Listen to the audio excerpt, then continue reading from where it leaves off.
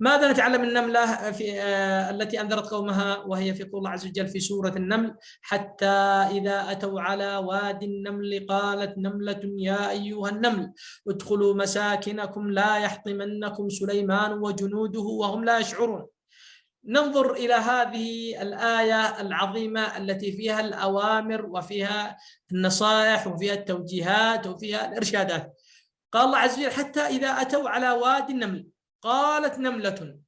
هنا قالت أي بادرت بالنصيحة لما أحست ماذا؟ بالخطر.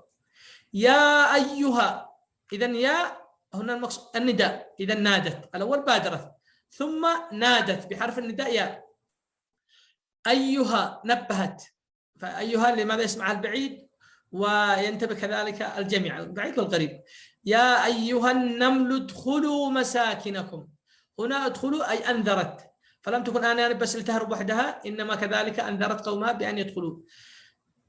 ثم قالت لا يحطمنكم، بينت لماذا ادخلوا مساكنكم، ذكرت العلة لماذا الهروب والدخول إلى المساكن، فبينت أن سبب الإنذار هو الخوف من الهلاك.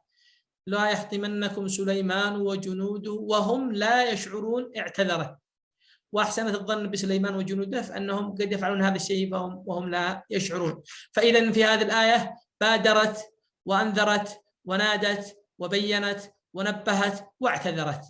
فما أجمل هذه الآيات العظيمة التي يقف الإنسان عندها ويتأمل فيها ويتدبر.